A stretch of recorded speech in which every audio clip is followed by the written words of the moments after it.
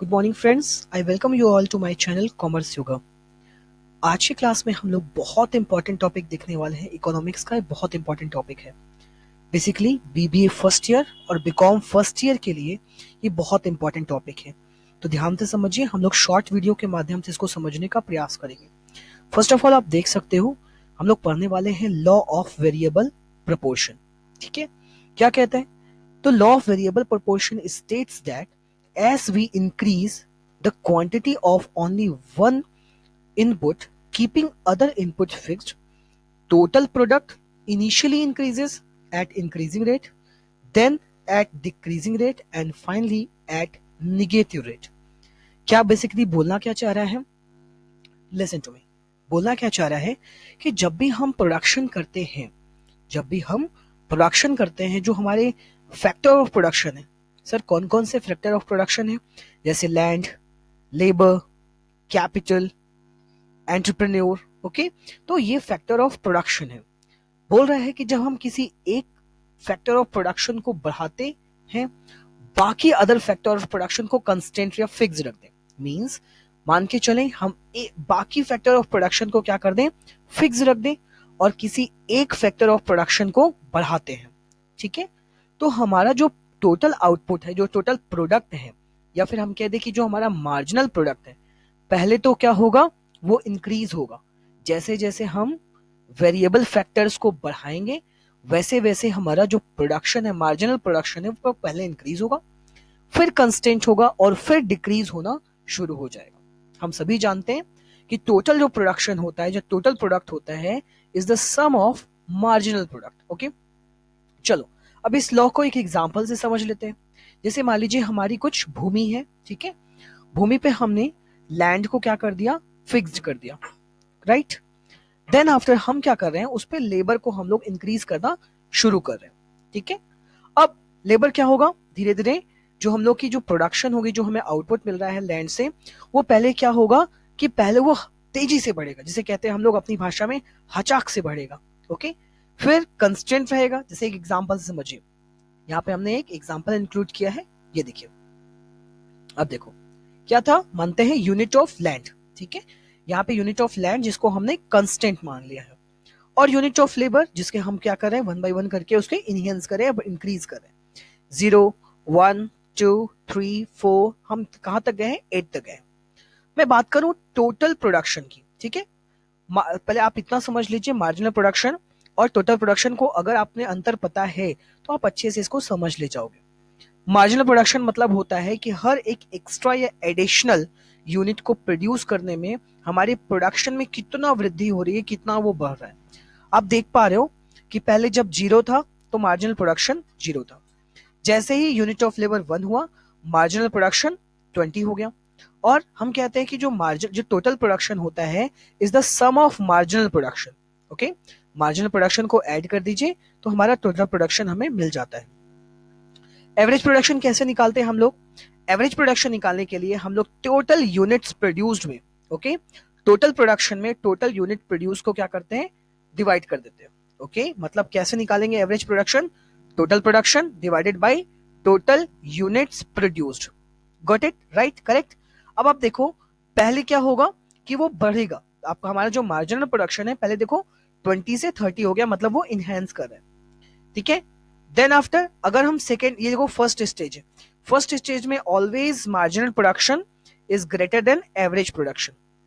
Second phase में क्या होगा, हमारा मार्जिनल प्रोडक्शन क्या हो जाएगा, कंस्टेंट हो जाएगा, और इसके कंस्टेंट होने के कारण total production constant constant rate से बढ़ेगा, और फाइनली इसमें डिक्रीमेंट होना शुरू हो जाएगा, डिक्रीज होना शुरू हो जाएगा 20 से 10, और फाइनली 0 के बाद वो नेगेटिव हो जाएगा। याद रखना है, जहां पर हमारा मार्जिनल प्रोडक्शन 0 होगा, वहां पे टोटल प्रोडक्शन मैक्सिमम हो जाएगा। क्लियर है? यहाँ पे हमें एक सेलर की तरह सोचना है। अब सर आपको देखो, अब हम इसको यहाँ पे एक चीज से समझते हैं, डायग्राम से समझते हैं। देख सकते हैं फर्स्ट स्टेज में ये देखो हमारा टोटल प्रोडक्शन का डायग्राम है जो कि बढ़ रहा है, और फर्स्ट स्टेज में किस रेट से बढ़ रहा है, इंक्रीजिंग रेट से। क्यों सर?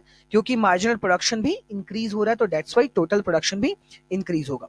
बट एक पॉइंट के जाने के बाद वो क्या हो गया, कंस्टेंट होने लगा। और कंस्टेंट होने के बाद जैसे जैसे मार्जिनल प्रोडक्शन घटना शुरू हुआ वैसे वैसे ये टोटल प्रोडक्शन भी घटना शुरू हो गया। बट देखो जिस स्टेज से एम से थोड़ा आगे मार्जिनल प्रोडक्शन जब 0 हो गया तो उस स्टेज पे क्या था, टोटल प्रोडक्शन मैक्सिमम था। Got it. अब देखो हम इसी डायग्राम पे क्या करेंगे, हमने यहाँ पे average profit, average production, total production और मार्जिनल प्रोडक्शन को दिखा रखा है। ठीक है, देखो अब देखो जैसे जैसे हमारा ये इंक्रीज हो रहा है, जैसे जैसे सेम चीज मार्जिनल प्रोडक्शन बढ़ेगा तो टोटल प्रोडक्शन भी बढ़ेगा। अब आपका क्वेश्चन होना चाहिए कि sir what is relationship between average production and marginal production. तो अगर मार्जिनल प्रोडक्शन बढ़ रहा है तो एवरेज प्रोडक्शन भी बढ़ेगा, लेकिन बढ़ने का रेट मार्जिनल प्रोडक्शन का ज्यादा होगा। देखो आप देख सकते हो मार्जिनल प्रोडक्शन का जो कर्व है वो हमेशा ठीक है एवरेज प्रोडक्शन के कर्व से ऊपर है। और जब घटने की बारी आएगी तो मार्जिनल प्रोडक्शन का जो घटने का रेट है वो एवरेज प्रोडक्शन के घटने के रेट से ज्यादा होगा। ठीक है, तो ये कर्व स्टूडेंट्स आप हमेशा याद रखोगे।